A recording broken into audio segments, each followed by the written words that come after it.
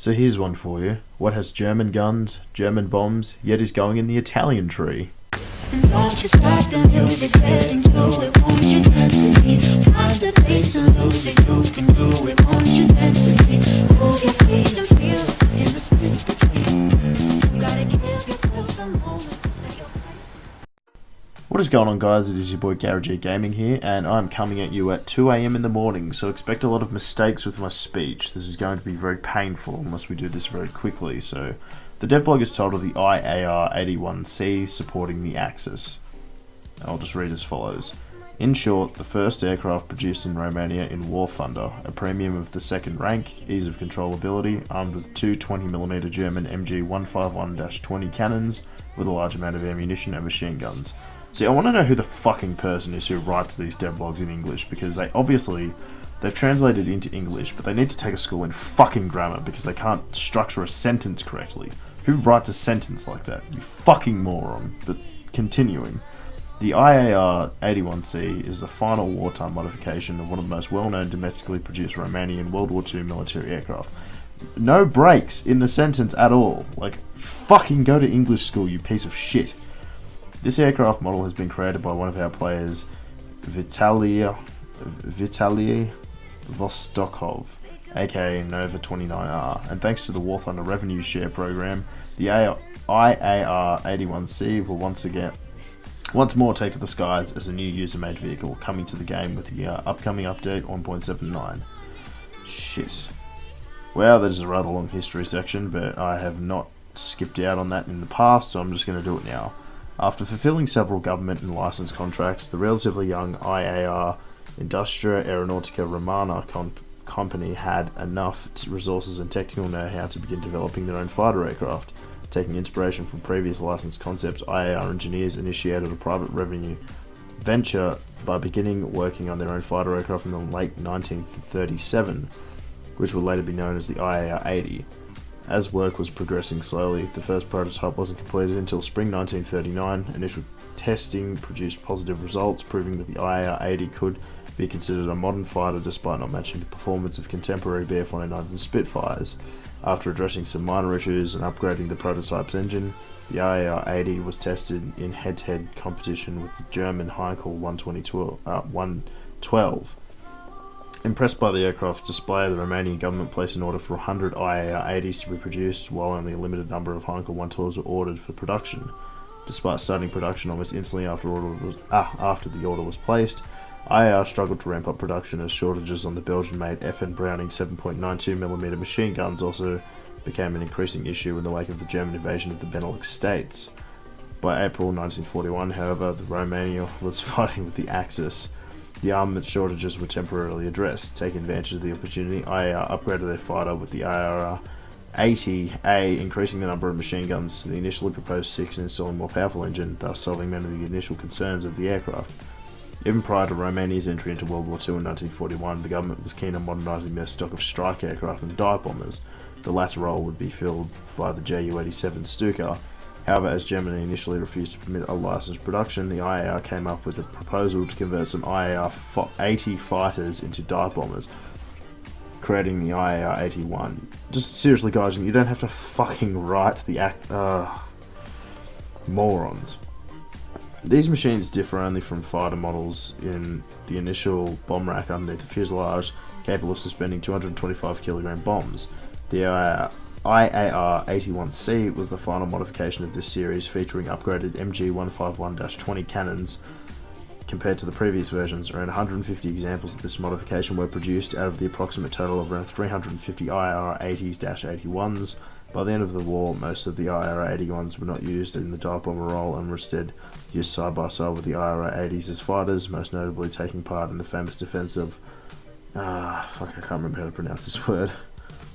Loesti, I think it is, or Poesti, against US bombing raids in 1944.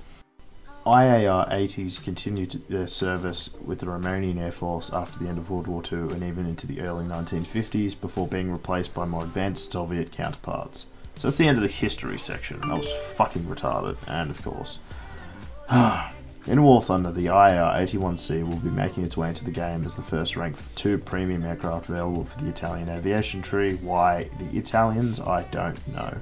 As such, players can expect a fairly quick and nimble fighter equipped with more than adequate firepower capable of dealing with most threats of the LCVs. Yeah, but they say that about every fucking aircraft. That's like, what I care about is energy retention, engine power, performance at altitude, horsepower, like just things they don't mention because they're fucking cunts and they just want to sell this thing. The first striking feature of the I.A.R. 81C is that pilots may notice is stretched fuselage housing an unusually rearward positioned cockpit, though the unusual placement means that pilots experience some difficulties when taking off and landing the I.A.R. 81C. The bubble-shaped cockpit canopy allows for great rearward visibility and will surely be appreciated by fans of modes in War Thunder. You see, they repeat the name of the fucking thing 3 times in that entire paragraph. You couldn't just call it the 81C after the first time. Fucking idiots. The reason why designers chose to stretch out the aircraft, though, was to preserve the ideal centre of gravity on the heavier production aircraft in order to maintain excellent controllability of machine, praised by many pilots. In addition, with excellent agility, the I.A.R. 81C does not disappoint when it comes to speed. I.A.R.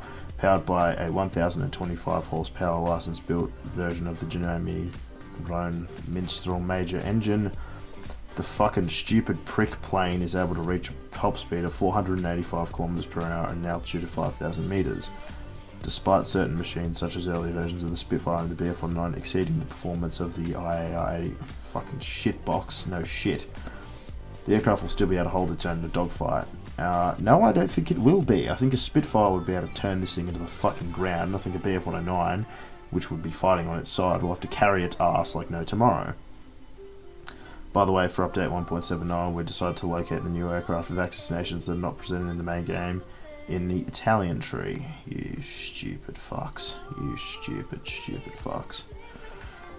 Primarily with two 20mm cannons in each wings, the I.A.R. 81C offers a very respectable level of firepower at a rank where most nations' aircraft only start to transition from rifle caliber armaments to cannons. That being said, the type of the mounted cannons shouldn't be underestimated either. Most cannons found at the I.A.R. 81C's rank are early autocannons that often feature a slow rate of fire and low accuracy. With German MG151s, the same cannot be said about the piece of shit.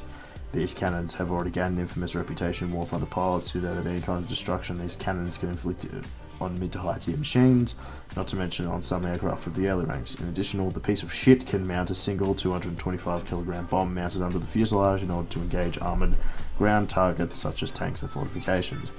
However, suspended ordnance creates extra drag, and additionally, yeah, we know how that works, you stupid fucks. Getting caught at the wrong time in the wrong place with the ordnance still attached in the aircraft can somehow be the final nail in the coffin for some pilots. Well, that's a general rule. If you're fighting enemy aircraft, you don't want to be caught out, especially in a low energy state or something like that.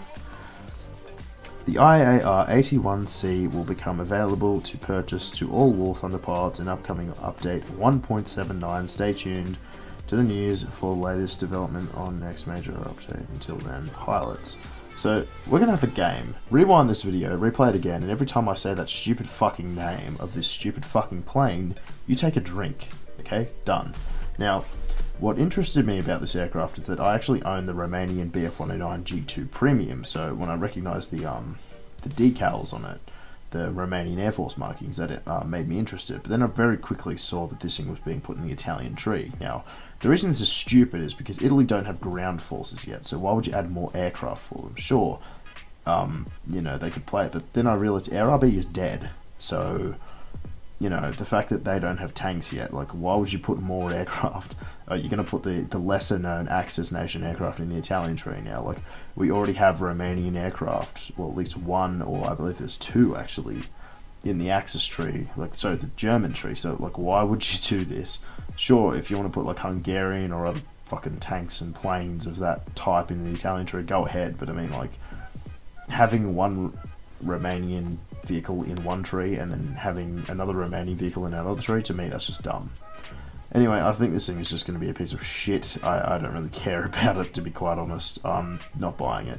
Although I do like that the user revenue share program is going, and the person who actually made the model, credit to him for doing so. I just don't think this thing's really going to be that fun. So yeah, to Nova 29R, good job. Don't take this video as a discredit, even though you'll probably never watch it. So yeah, it's been your boy Gary G Gaming. I'm very tired and I'm so sick of Gaijin's English skills. Goodbye.